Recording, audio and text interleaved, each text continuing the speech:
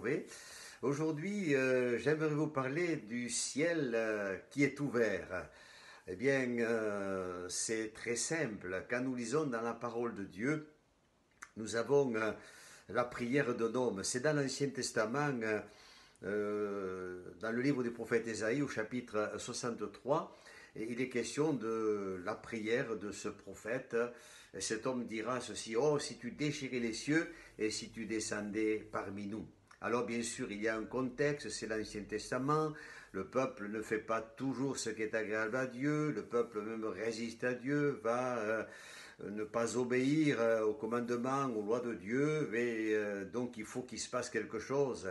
Parce qu'il y a des guerres, il y a pas mal de situations difficiles et même dramatiques, difficiles quelquefois à comprendre. C'est vrai, quand on ne fait pas la volonté de Dieu, eh bien on se trouve dans des situations, c'est ce qui s'est passé pour le peuple.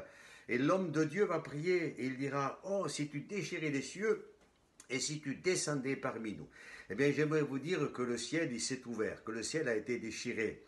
Il a été déchiré lorsque, 700 ans plus tard, lorsque Jésus-Christ, le Fils de Dieu, est venu sur terre. On a tous entendu parler de la venue de Jésus et on sait que Jésus est venu sur terre. Mais le ciel s'est ouvert parce qu'il y a eu là l'œuvre, l'action du Saint-Esprit. On sait que Jésus est né dans le sein de Marie, il a été conçu par le Saint-Esprit. C'est une naissance miraculeuse. Et pour vivre le miracle, eh bien, il faut que le ciel s'ouvre.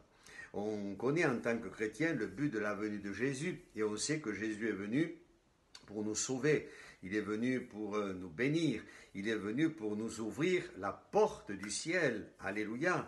Et d'ailleurs, il le dira lui-même: je suis la porte. Si Jésus n'était pas venu, nous serions tous égarés comme ces brebis, la Bible en parle.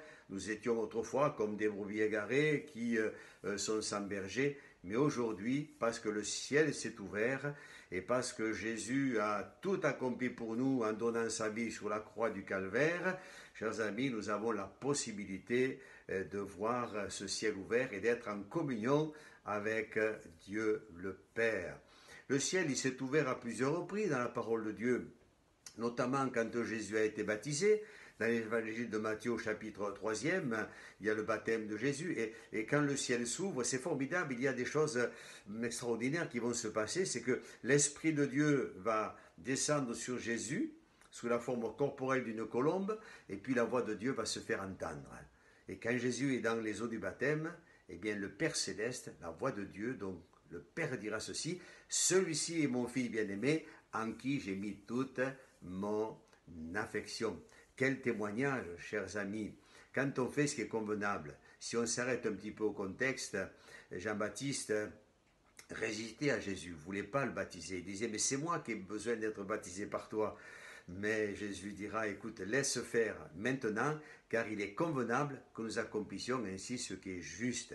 Et j'aimerais vous dire et te dire, mon ami, que lorsqu'on fait ce qui est juste devant Dieu, eh bien le ciel, il s'ouvre, l'Esprit de Dieu descend, il parle à notre cœur et on entend la voix de Dieu aussi qui peut se révéler à chacun d'entre nous. Faire ce qui est juste, c'est ouvrir son cœur à Dieu, c'est accepter le Christ, n'est-ce pas?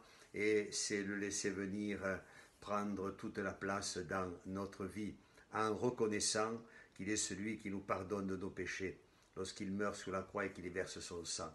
Mais le ciel s'est ouvert encore quand Jésus est ressuscité. Il nous est dit que le 3e jour, Jésus est reparti dans la gloire. Donc le ciel s'est ouvert.